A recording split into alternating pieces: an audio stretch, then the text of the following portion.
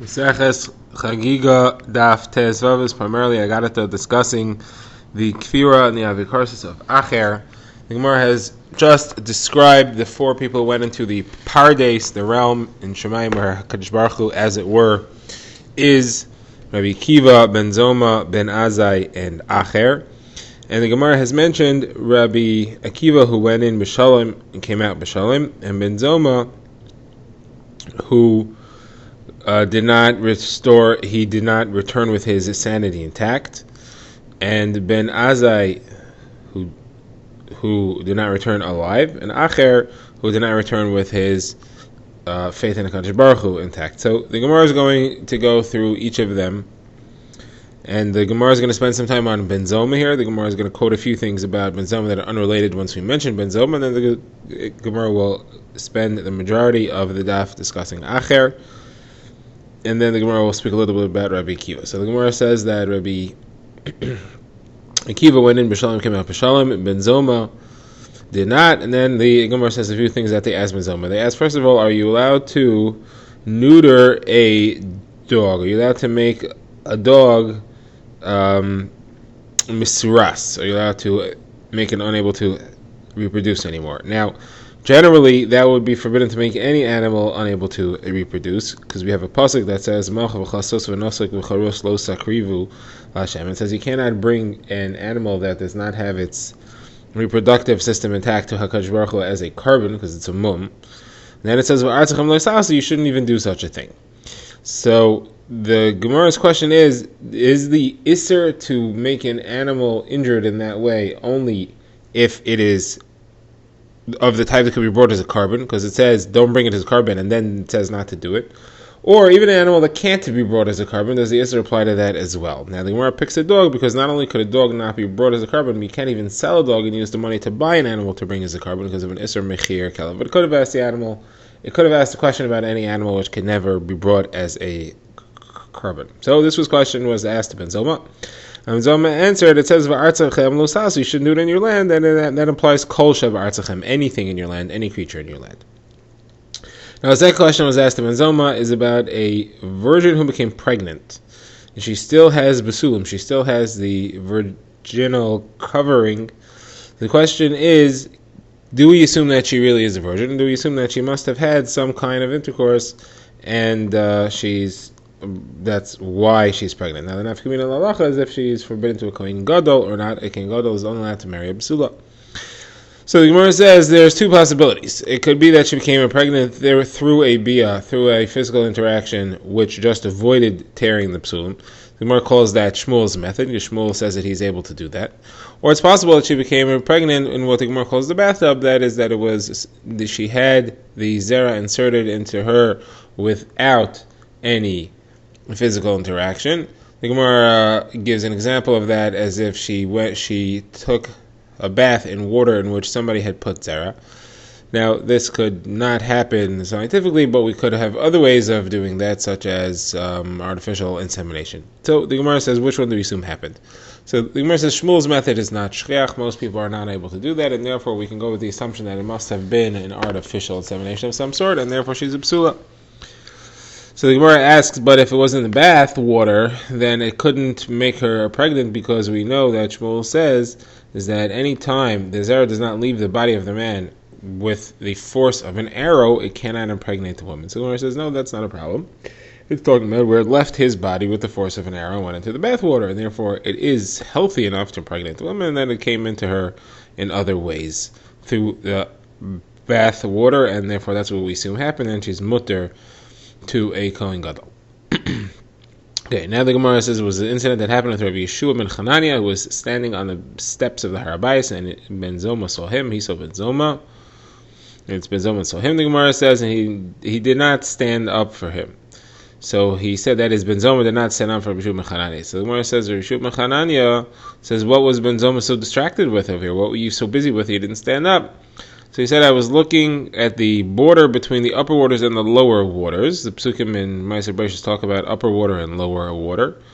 And where they touch each other, where they nearly touch, how far is the distance between them? Rashi explains this is referring to the cover of the sky, where does it reach the earth? How far is the covering there? So Ben Zoma said that I understood that it must be 3 fingers high, because the word that's used is mirachefes. It says mirachefes l'pnei hamayim. The Spirit of Hashem is floating above the earth. So that refers to the sky which floats above the water, that is. And the word is used as merchefes, hovering, so that's like a bird that hovers over its nest, that hovers about 3 fingers above its nest, and it doesn't touch the nest. So that's how close it gets. So Rishu said, this Talmidim, you see Ben Zoma is still not 100%. He's still min bachutz, he's still on the outside. Because the statement of Ruach Elokim merchefes l'pnei hamayim is before there was any separation between the upper waters and the lower waters. It says that on the first day, on the separation between the upper and the lower, only happens on the second day, so it cannot possibly be referring to that.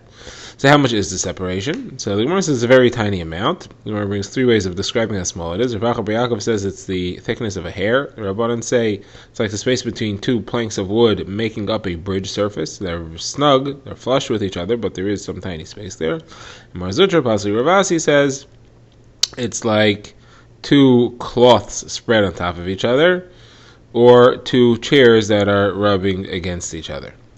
Now then, we're talking about Acher. So Acher is Elisha ben Avuya, who was a Talmid Chacham who became an Apikoros, he became a Kofer. The Gemara explains why and what he did, and the attempts to get him back onto the derech, and how he rejected those, and what his final decree, what his final end was. So the Gemara says that Acher tore out the roots. That's the Gemara's expression. He tore things out by the roots. He uprooted his connection to HaKadosh Baruch Hu. About him says the pasuk al titin speak halachti es b'sarecha. Don't let your mouth cause your flesh to sin. So what happened to him? So Gemara says he went up to Shemayim and he saw Matatron, which was a malach who was sitting, and he was given permission to write down the Schusim of Yisrael 1 hour a day.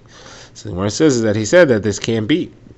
Acher said, we know that there is no sitting, no competition, no back, because the malachim have faces on all sides, and there's no tiredness in Shemayim. So how could this malach be sitting and only writing for an hour a day? He seems to be tired and seems to be seated. So it would seem to indicate that there's 2 rishuyos, there's 2 different rulers in the world. There's a Kadosh Baruch Hu and Chas v'Shalom, some other one, and that's why you have Matatron here that's doing his own thing. He's sitting. So the Gemara says that they punished Matatron for this. They threw him out and they whipped him with 60 lashes of fire. And they said to him, when you saw that Elisha ben Avuya was coming here, you should have stood up, so we shouldn't see you in a seated position. And he was also given permission to erase the Zechusim of Acher because of what he did, because of how he declared that there must be 2 Rishuyos Chas v'Shalom. The Gemara says, his voice came to Shemayim and said, Oshu banim shavim chutz mi Acher, quoted a pasuk in Yirmiyahu. It says, Shuvu banim shavim, and they said, return wayward children, but chutz mi Acher. Acher is not invited to return. Now the Mepharshim explained this was a challenge to Acher. Make me take you back, even though I don't want to. But Acher didn't take it that way. He took it as an indication that tshuva was blocked for him. So he said, well, since I'm being pushed out of the next world, I can't possibly do tshuva, and therefore I may as well enjoy this world. He went out to try to enjoy this world, so he found a zona, he found a prostitute, and he asked her to be with him. And so he said, aren't you Elisha ben Avuya, whose name goes from one end of the world to the other? So to show that he was not either Elisha ben Avuya or not the person she thought Elisha ben Avuya was, he pulled a radish out of the ground on Shabbos, which was malacha, and he gave it to her. So she said, Acherhu, he's someone else. And that is where he got the name Acher. Now, the Gemara says that Rav Meir was a Talmud of Acher, and Acher asked Rabbi Meir, after he became wicked, after he went on to Tarbus Ra, is the Gemara's expression, to bad culture. So he said, what is the meaning of the pasuk that says, Gam ezelu mazeh asa alekim? What is the meaning of this? Across from this, Hashem created. So Ramir answered, everything that Kadosh Baruch Hu made, he made something that's opposite. He made mountains, he made valleys, he made the oceans, that's where all water collects and stays. He also created rivers where all water flows away. So Acher said to him, Rabbi Akiva, who's your other Rebbe, did not say that. He said he made tzaddikim and he made Rishem, he made Gan Eden, he made Gehenim. And every one of them, every person has 2 chalakim. There's a chelik in Gan Eden, there's a chelik in Gehenim. A tzaddik is able to take away the chelik that somebody else has lost in his Gan Eden and apply it to himself. He said, therefore, he gets 2 chalakim in Gan Eden. A rasha is able to take the chelik in Gehenim that some tzaddik has left and he's not going to be using. Then he has 2 chalakim in Gehenim. The Gemara says there's a pasuk that supports that, so Mashashia, that says about tzaddikim, L'chein ba'atzam mishnei yirashu, they will inherit twice of inheritance. So you see they'll get their portion in Gan Eden and someone else's. And about the wicked it says, U'mishneh shivram, that they'll get twice the destruction. Now, Acher had another question for Rabbi Meir after he went to Tarbus Ra. He said, what is the meaning of that which it says, Lo yarchena zav u'schuchis u'tmurasa kli puz. So, that is a pasuk in Eov, which says that there's no value to gold and glass, and it can be exchanged for very pure, highly valuable gold. So the Gemara says that Acher asked Rabbi Meir, what does this mean? So Rabbi Meir answered, this is a reference to the words of Torah, which are difficult to attain, like kalim of gold and puz, but they're easy to be lost and destroyed, like glass kalim. So you can easily lose your Torah learning. You can forget it. You can lose it if you don't hold on to it. Now, this is, of course, an indication for Acher to do tshuva quickly and not to lose everything that he worked on. So Acher said, Rabbi Kiva, your Rebbe did not learn that way. He said that it's as follows, kalim of gold and glass, that even though they are broken, can still be fixed.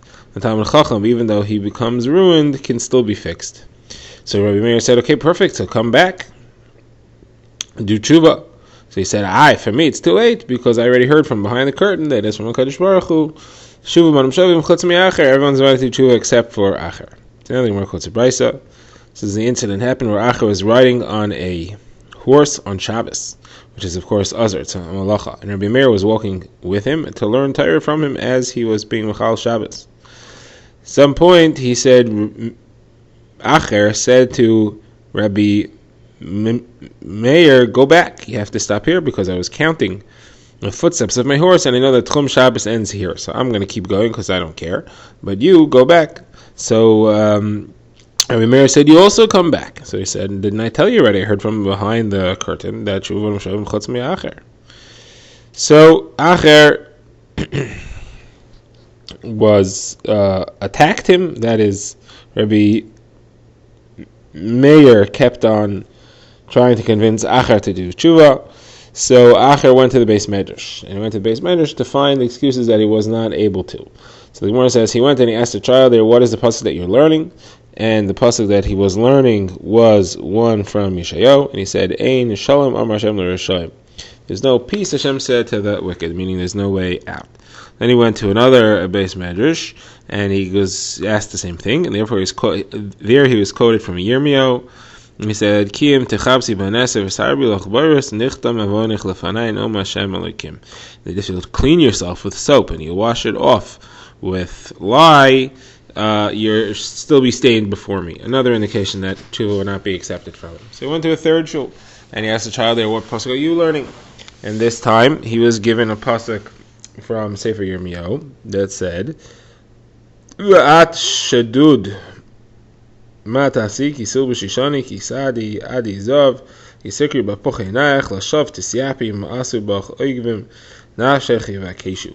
It doesn't matter how much you beautify yourself, you're still going to be rejected and ugly. Again, the same type of answer. So the Gemara says he went from Beis Medrash to Beis Medrash, and he asked everywhere. He had gone to 13 different Batei Medrash, and he asked the children what you're learning, and he got the same answer every time. And the last one was the pasuk in Tehillim, V'Rosh Amar Lekim Malach Halasaper Chukoi V'Tisa Brisi Ale Ficha. So he said, there Hashem said, why do you keep asking? Right? Why do you keep discussing my psukim? Clear indication that this is not going to change. You're not going to get anywhere. Now the Gemara is going to say later that he was looking for a no, and that's why he heard it. So the Gemara says that the child that told him that, he had a lisp, but he didn't speak clearly, and instead of saying V'Larasha Amar Lekim Malach Halasaper, he said Elisha Amar Lekim, or at least it sounded like Elisha Amar Lekim Malach Halasaper Chuki. So Elisha, of course, could refer to Elisha ben Avuya, and therefore Acher was Elisha ben Avuya, was very upset, and he either took a knife and cut him up into 13 pieces, or had he had a knife, he would have cut him up into 13 pieces and scattered it to the 13 Beis Medrash that he went to. Now, the Gemara says what happened when Acher himself died. So the Gemara says in Shemaim they said we don't want to judge him in Gehenna because of all the Torah that he learned. We don't want to put him in Gan Eden because of all the wickedness that he did, and therefore nothing's going to happen with him. And he's stuck. He won't be able to get cleansed of his averos, and therefore he won't be able to get into Gan Eden either. And he's not even being allowed into Gehenna. So the Gemara says Rabbi Meir said better that he should be judged. At least let him go to Gehenna so he can be purified and afterwards go to Gan Eden. But, of course, he wasn't. So Rabbi Meir said, when I will die, I'll make it happen. And when Rabbi Meir did die, smoke came out of the grave of Rabbi Meir. Now, Rabbi Yechanan said, Rabbi Meir was so great to be able to have his Rebbe be burned. Now we have to get him out of Gehenna and into Gan Eden. We're not able to do that. If I were to take him by the hand and lead him out, who would I give him over to? So I can't do it. But when I will die, then I will accompany him and take him out of Gehenna. And when Rabbi Yechanan, when he did die, which was many, many years later, many hundreds of years later, the smoke finally stopped coming out of the grave of Acher. Now, there was someone who said a hesped for Rabbi Yechanan, who said, "Afilu shemer Pesach lo aman lefanecha Rabbeinu." Even the guard of the gates of Gehenna did not stand before you when you were able to take Acher out. And then where it quotes further stories about Acher, the Gemara says that the daughter of Acher came to Rebbe, and she said, "Rebbe, can you feed me? I don't have anything to eat." He said, "Who are you the daughter of?" So she said, "I'm the daughter of Acher." So Rebbe said, there's still children of Acher existing in the world. It says, there should not be anyone who's a descendant of the Rasha alive. So the indication seemed to be that he wasn't going to help her. So she said to him, remember the Torah that he learned and don't remember the wicked deeds that he did. So a fire came down and burnt the chair that Rebbe was sitting on. And Rebbe cried and he said, those who behave disgustingly towards Torah and yet it protects them in this way, those that behave praiseworthy towards Torah, certainly the Torah will protect them. Now the Gemara wants to know, how is Rebbe Meir allowed to learn from Acher? But Rabbi Bar Chana says, it says, Ki sifsei kohen yishmu dasav Torah yivak shemei piu. From that we learn, you should only, it says further, Ki amalach Hashem tzevakesu. You should only learn from the Kohen or understand wisdom from someone who is compared to Malach Hashem Tzevako, someone who is like an angel. You shouldn't learn from somebody who's not 100%. So how is Rabbi Meir allowed to learn from him? So the Gemara says, Rabbi Meir had a pasuk which he learned, and that showed him otherwise. The pasuk said, Hat aznech v'shma devei chacham v'libech toshes l'daiti. So turn your ear and listen to the words of the wise, and your heart should turn towards my understanding. So that's where Hashem says, listen to the words of Chachamim, but follow my understanding. It means you can listen to those Chachamim even if they're not going to tell you my understanding, they'll tell you their own understanding, meaning even if they're Hashem, still you could listen to them. Now Rabbi Chanina has a different pasuk, and he says, Shimi basur iv hatos neich v'shichich yamech uvei turn your ear and listen and see and understand, but forget what your father teaches you, instead listen to me. So there you have two psukim that say you can listen to those that are Rishayim, even though they're not going to teach you what Hashem says. So the Gemara says it's a contradiction to the pasuk which we said before, it has to be Malach Hashem Tzevakos. So the Gemara answers the contradiction is not a problem. It's talking about two different types of people. Someone whose child is very much influenceable should not learn from a wicked person. However, someone who's old enough to be able to sort out the good things from the bad things, then he is able to listen and learn from a wicked individual and take the good things. Rav Dimi said that they said in Eretz Yisrael, Rav Meir dealt with Acher like a date tree. He took the fruits and he threw away the pits. Now, Rabbi said to Drasha, what is the meaning of Elginas Egos Yeradati Liros B'ivi HaNachal? I went down to the nut garden to see if the sprouting at the stream. The Talmid Chacham compared to a nut, a walnut. Just like a walnut, even though it becomes filthy with mud and refuse and excrement, the fruit that is inside is not harmed. So Talmid Chacham, even if he becomes spoiled, meaning even if he goes off the way and he does bad things, the Torah that he has inside him is not ruined, and he could still learn from it. The Gemara says that Rabba Bar Shila found Eliyahu and he said, what is HaKadosh Baruch Hu doing? So he said, he's saying over a sugya in the names of all the Chachamim, and to everyone except Rabbi Meir. And the reason is because he learned Torah from Acher. So he said, but why not? Acher was able to take the good from the bad. He took like the rimon, like the fruit, the seeds of the rimon, and threw away the peels. So that was a statement which HaKadosh Baruch Hu listened to, and then he started saying things over the name of Rabbi Meir. And then he said that Rabbi Meir said that at the time that a person is in pain, the Shechina, as it were, is in pain as well. And he says, Kalani miroshi, Kalani mizroi. I am in pain for my head, I'm in pain for my children. So HaKadosh Baruch Hu is in pain about the blood of the wicked. He's certainly in pain about the blood of tzaddikim when they are spilled. Now the Gemara says that Shmuel found Rabbi Yehuda that was standing on the bridge and he was crying. And he said, sharp one, why are you crying? So he said, are we smaller than that which it says about the Chachamim, Aye Sefer Aye Shoikel? The pasuk in full is in Yeshayahu. It says, Libcha Yega Ema Aye Sefer Aye Shoikel Aye Sefer Es HaMigdalim. So Aye Sefer Aye Shoikel Aye Sefer Es HaMigdalim. So what are these things? So the Gemara says, Aye Sefer, where is the scribe? That they means to say that where are those that count every letter of the Torah? Aye Shoikel means where are those who weigh the strict ones against the lenient ones, kal against chomer, make a kal v'chomer. Aye Sofer Es HaMigdalim means we are those who learn 300 halachos from a tower that floats in the air.